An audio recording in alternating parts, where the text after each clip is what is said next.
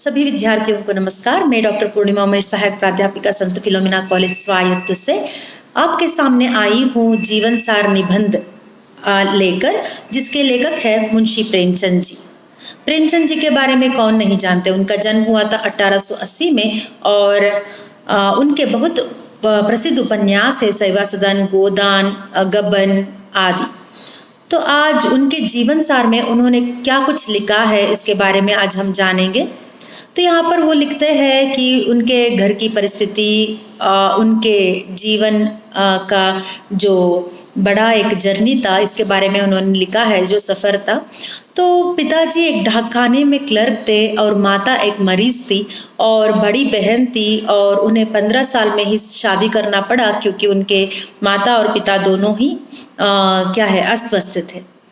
पिताजी कुछ 20 रुपए लेते थे तनख्वाह, और उनके जाते समय शायद 40 हुआ होगा, और घर का पूरा बोझ प्रेमचंद जी के ऊपर आ जाती है। जब उन्होंने शादी की तब उनके आयु सिर्फ और सिर्फ 15 वर्ष की थी, जब वो अपने 9वें दर्जे में पढ़ रहे होते हैं। घर में वे थे और उनकी स्त्री थी और विमाता थी और उनके 2 बच्चे थे, और सब कुछ उन्हें ही देखभाल करना था। उनका इच्छा था कि वो एक अच्छे वकील बने और MA वो पास कर ले, और पैरों में जूते नहीं थे और तन में अच्छे कपड़े भी नहीं थे, लेकिन इन्हें 3:30 यानी 3:30 बजे तक स्कूल में काम करके उसके बाद वो भांस के फाटक पर एक लड़के को पढ़ाने जाते थे। कभी वक्त पर स्कूल नहीं पहुंच पाते थे। भोजन करना, पढ़ना, सो जाना, यही उनकी एक रूटीन थी। और मैट्रिकुलेशन पास होते ही उन्हें 2nd डिवीज़न कॉलेज में भर्ती करनी होती थी। तो वो खुद गए थे प्रिंसिपल के पास, जिनका नाम था मिस्टर रैडसन। उनके घर गया था, जहाँ पर वो हिंदुस्तानी कपड़े में थे, और उनको देखकर उन्हें बहुत ही प्रभाव हुआ था प्रेमचंद जी को। और लेकिन उस प्रिंसिपल ने कहा कि कॉलेज का काम कॉलेज में, विद्यालय में, घर में नहीं हो सकता। तो दोबारा उन्हें कॉलेज में मिलना पड़ा। वहाँ पर फीस पूरा भर नहीं पाते थे, इसलिए उन्होंने कहा कि अगर सिफारिश का एक चिट्ठी हो तो हो सकता है भर्ती। तो सिफारिश की चिट्ठी के लिए वो बहुत खूब मेहनत करके ठाकुर इंद्र नारायण सिंह, जो हिंदू कॉलेज के प्रबंधकारिणी सभा में थे, उनसे एक सिफारिश की एक चिट्ठी उन्होंने ले ली और प्रिंसिपल को देने वाले ही थे कि अचानक उन्हें एक ज्वर आ गया और इतने तड़प रहे थे कि नीम का काढ़ा पीना पड़ा और नाक में दम हो रहा था ये पीते पीते। कई तरह से पुरोहित जी वहाँ पर आए और उनको दशा को देखकर कहीं खेतों में झड़ लेकर आए और 7 दिन तक उन्हें पिलाए और वो ठीक हो गए। आज तक वो पूछ रहे थे कि कहाँ का जड़ है, कौन सा जड़ है, लेकिन उन्होंने इसके बारे में बताया नहीं। तो ज्वर ठीक होने के बाद महीने तक वो घर में रहे। बाद में वो पुनः प्रिंसिपल डॉक्टर रैडिसन के पास गए और उन्होंने कहा कि क्या कहाँ गया था इतने दिन। तो वो बोल रहे थे कि बीमार था। क्या बीमारी थी पूछने पर वो डर गए थे कि अगर मैं कहूँ कि ज्वर था तो इतने दिनों की छुट्टी क्यों चाहिए था ज्वर के लिए, ज्वर तो सामान्य है, ऐसा वो बोल देते। तो इसलिए उन्हें याद आ गया कि ठाकुर इंद्रपाल जी जब ये सिफारिश चिट्ठी लेने के लिए गए थे उनके पास, तो उन्होंने सिर्फ दिल का एक धड़कन की बीमारी के बारे में बताया था। तो उसके मुंह में यही आ गया और प्रेमचंद जी प्रिंसिपल से कहने लगे कि दिल की धड़कन की बीमारी का कारण बताया। तो उन्होंने कहा कि पाल्पिटेशन ऑफ हार्ट सर। तो इन्होंने ऐसा कहा था। अब तुम बिल्कुल अच्छे हो क्या, ऐसा वो पूछते हैं। तो प्रेमचंद जी कहते हैं हाँ जी हाँ। तो प्रवेश पत्र भरकर आओ, ऐसा एक फॉर्म उसके हाथ में देते हैं और उसके ऊपर लिखा होता है इनकी योग्यता की जांच की जाए, यानी इनकी एलिजिबिलिटी क्या है इसकी जांच परख हो। इस तरह से जब वो कहते हैं तो सभी मास्टर के पास उन्हें जाना पड़ता है, जैसे अंग्रेजी और बीज गणित और रेखा गणित। तो अंग्रेजी से वो बहुत लगाव रहता था, अंग्रेजी कैसे भी वो पास कर लेते थे। लेकिन अभी प्रश्न थी बीजागणित और रेखा गणित, क्योंकि इन दोनों में वो ऑलरेडी इंटरमीडिएट में 2 बार फेल हो चुके थे। तो वो पहले अंग्रेजी के कक्षा में जाते हैं, पीछे बैठते हैं। जैसे ही अध्यापक उसे पढ़ाना शुरू करते हैं तो पीछे से बैठकर वो सुनते रहते हैं। उसके बाद कक्षा के बाद वहाँ पर फॉर्म लेकर जाते हैं तो 3-4 प्रश्न पूछते हैं, तो उस ठीक से उत्तर देते हैं तो अंग्रेजी में तो पास हो जाते हैं, लेकिन बीज गणित और रेखा गणित दोनों में वो कम मार्क्स लेते हैं। इसीलिए यहाँ पर असंतोषजनक लिखा गया था फॉर्म के ऊपर। तो वो वापस प्रिंसिपल के पास नहीं गए, लेकिन सीधा घर चले गए थे मुंशी प्रेमचंद जी। और किसी तरह गणित को सुधारना चाहिए और कॉलेज में मुझे भर्ती करना चाहिए, ऐसा उन्हें उनके मन में लगा और वो शहर जाना पड़ा उन्हें। एक वकील साहब के लड़के को पढ़ाना शुरू किया, जहाँ पर उसके 5 रुपए का वेतन मिलना शुरू हो गया। हाँ ठीक तो है, 5 रुपए तो कम नहीं है, 2 रुपए में घर भेजा करूँगा और बाकी 3 रुपए में कैसे भी मैं गुजारा कर लूँगा, ऐसा वो सोचता है। वकील साहब के अस्तबल जो है उसके ऊपर एक छोटी सी कोठरी थी, वहीं पर एक ठाठ का टुकड़ा बिछा हुआ था और बाजार से लैंप लेकर आए और घर से कुछ बर्तन भी लेकर आए और एक वक्त की खिचड़ी बनाकर खाना उन्होंने शुरू कर दिया था। गणित बहाना था, उपन्यासों को पढ़ना उन्होंने शुरू किया था। पंडित रतन नाथ का फासाना ए आज़ाद और चंद्रकांता संतति जो बहुत ही फेमस थी, प्रसिद्ध थी उन दिनों में, और उधार में खाना पड़ता था उन्हें और 4-5 महीने बाद उसे वापस देना पड़ता था।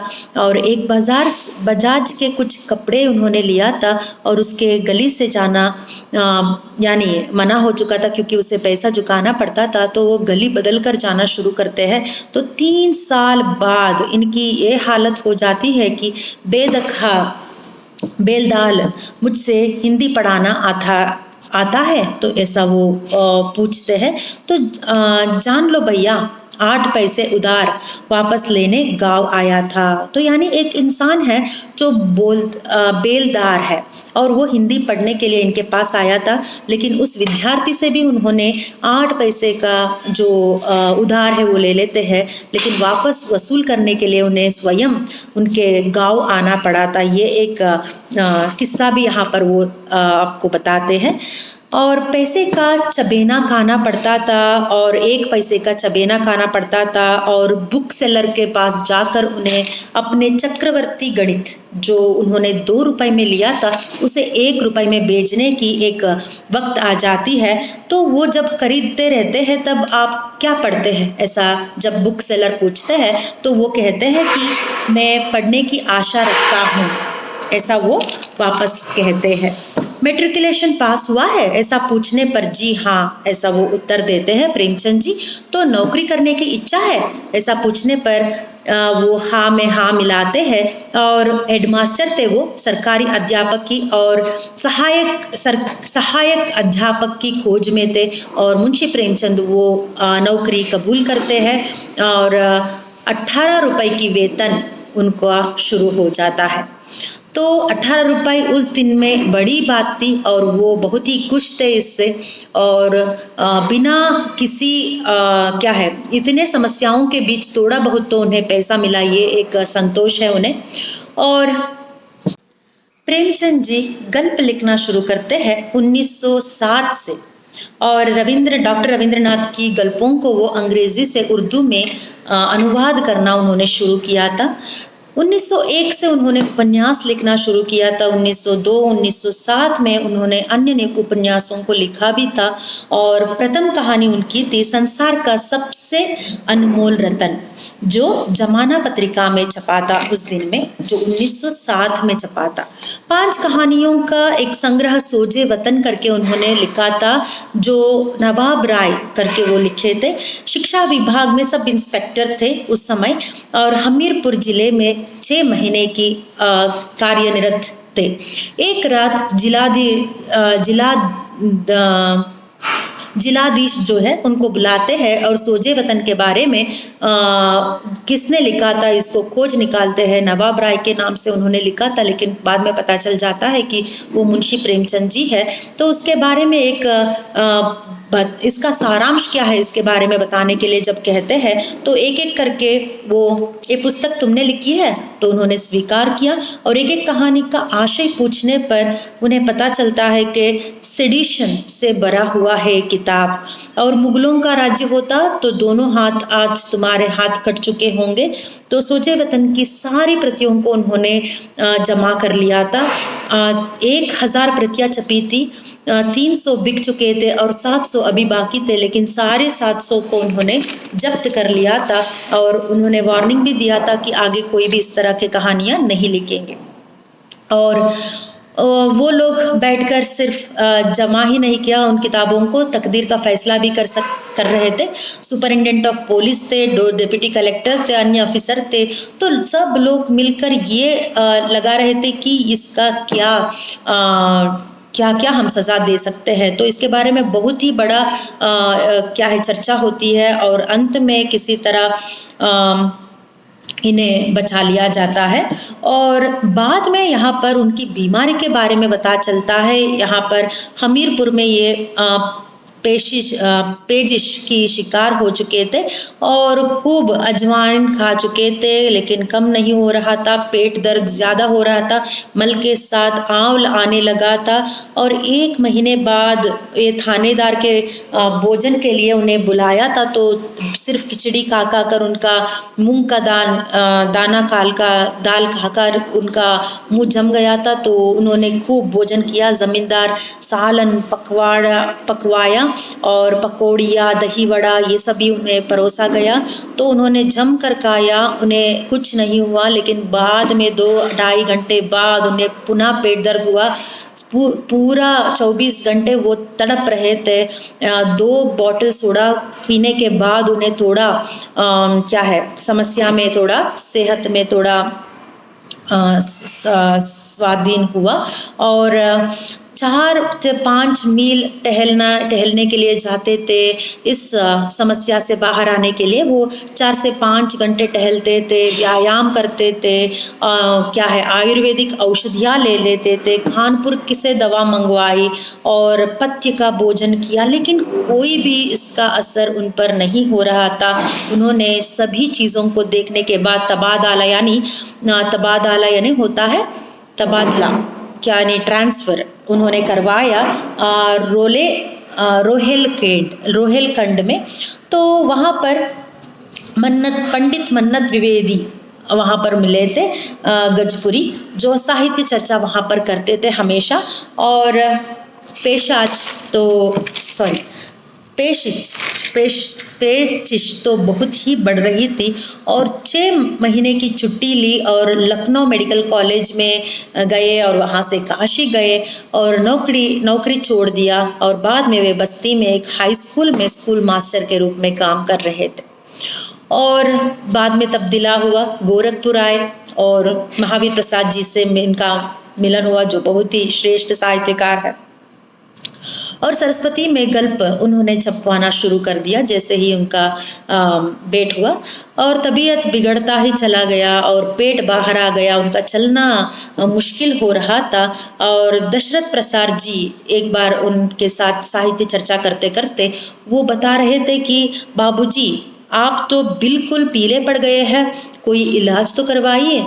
तो उनको बहुत गुस्सा आ गया था प्रेमचंद जी को उन दिनों में, क्योंकि जो भी मिलता है उनके बीमारी के बारे में ही बात करता है, तो मर ही तो जाऊंगा या और कुछ, ऐसा उन्होंने बिगड़कर उस दिन कहा था।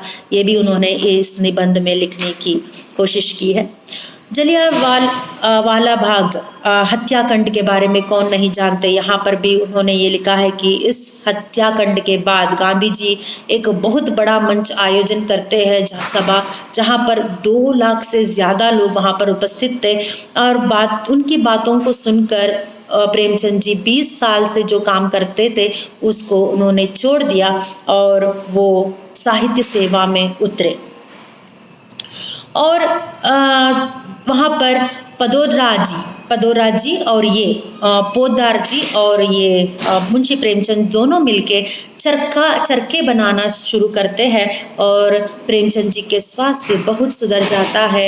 अभी उनको पेट दर्द भी कम हो रहा था और जो मल के साथ आवा निकलता था वो भी बंद हो चुका था और काशी से चले गए साहित्य सेवा करने।